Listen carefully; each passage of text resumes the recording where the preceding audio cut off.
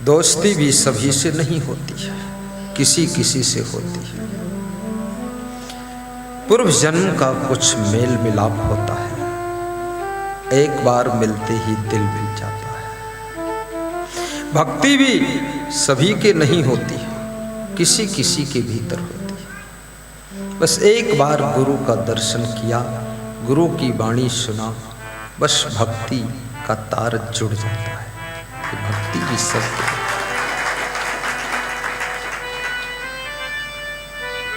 दोस्ती और भक्ति, सांसारिक राह में दोस्ती का महत्व है और आध्यात्मिक पथ पर आगे बढ़ने के लिए भक्ति का महत्व है। भक्ति के बिना तुम अध्यात्म की राह पर चलने में कमजोर हो जाते हो और सांसारिक जीवन में कभी कभी दोस्त का सहारा लेना पड़ता है।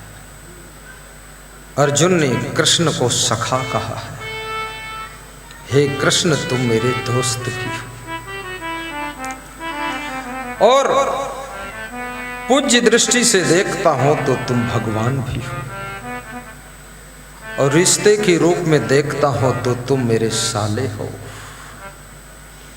और सहयोग के रूप में देखता हूं तो तुम मेरे सारथी हो, रथ हाँक रहे हो।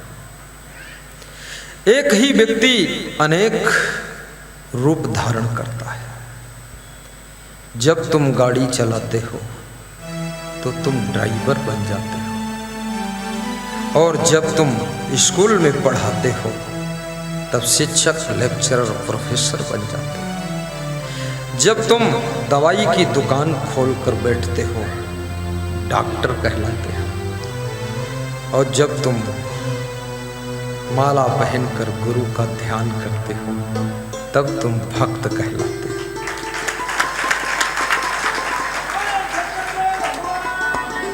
जय। एक व्यक्ति अनेक रिश्तों के धागों से जुड़ा हुआ है। किसी के तुम मामा हो, किसी के मौसा हो, किसी के जीजा हो, किसी के साला हो, किसी के पति हो, किसी के पुत्र हो, किसी के पिता हो और किसी के अब तुम दादाजी भी बन गए हो। तुम तो अकेले हो लेकिन रिश्तों के मेले लग गए हैं। रिश्ते बहुत हैं और रिश्तों में अगर पवित्रता हो तो रिश्तों में भी रस आता है। रिश्ता रस से ही बना है और जिन रिश्तों में प्रेम का रस नहीं वे रिश्ते बेकार हैं। प्रेम का रस होना चाहिए और जिस रिश्ते में कोई याद न करे वो रिश्ता व्यर्थ हो जाता है। आप अपने रिश्तों को इतना सुंदर बनाइए कि कभी कभी लोग तुम्हारी याद भी करें, तुम्हें पुकारे और परमार्थ का रिश्ता गुरु शिष्य का रिश्ता है। ये भी बड़ा विचित्र रिश्ता है, गुरु शिष्य का रिश्ता। गुरु वह है जो हमें अंधकार से प्रकाश की ओर ले जाता है, अज्ञान से ज्ञान की ओर ले जाता है, क्रोध से करुणा की ओर, वासना से उपासना की ओर और स्वार्थ से परमार्थ की ओर। जो हमें यात्रा करने की शक्ति प्रदान कर दे उसका नाम गुरु होता है, उसे गुरु कहते हैं।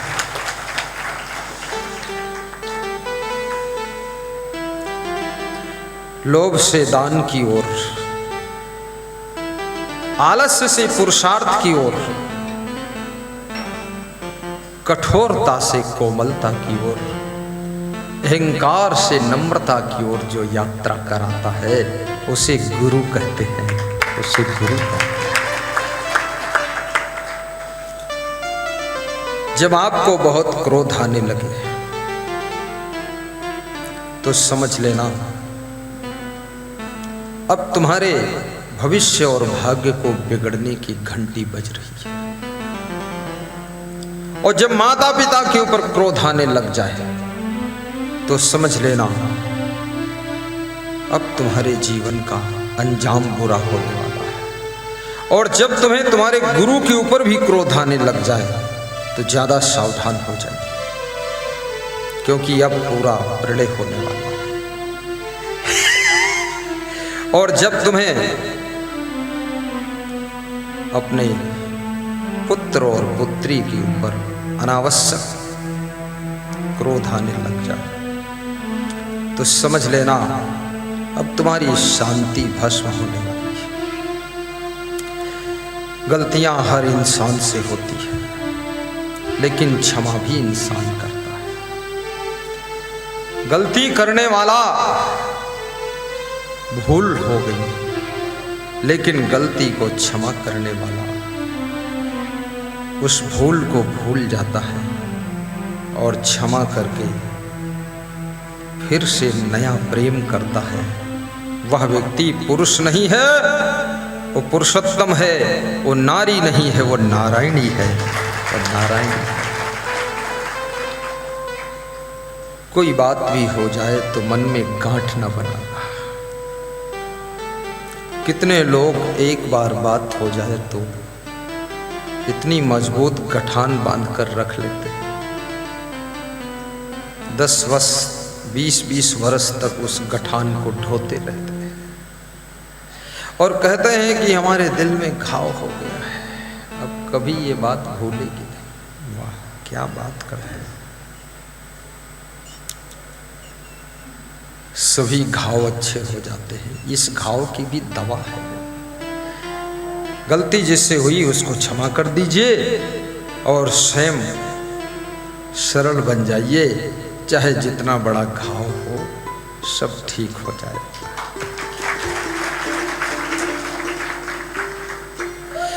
कभी कभी आपकी पत्नी आपको बहुत मानती है, लेकिन कभी उसके मुख से तुम्हारे लिए कठोर शब्द निकल जाते हैं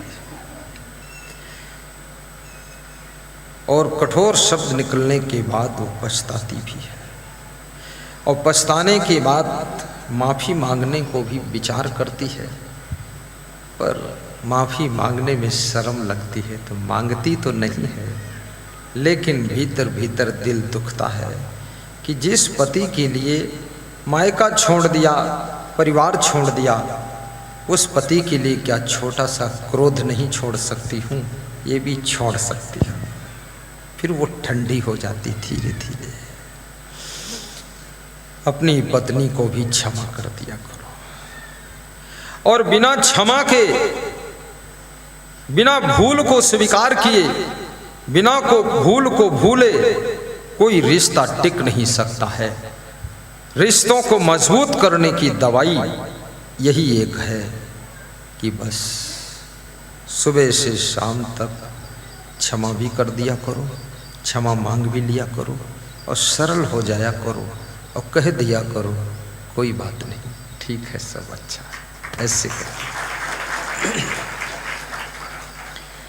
उलझन को मन में बिठाकर मत रखिए, क्योंकि आपका मन मंदिर है, दिल देवालय है, तन तीर्थ है और आपकी दृष्टि कृपा दृष्टि होना चाहिए और आपका जीवन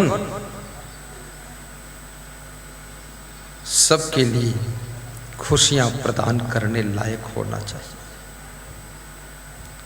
आइए प्रसन्न रहने का अभ्यास कीजिए और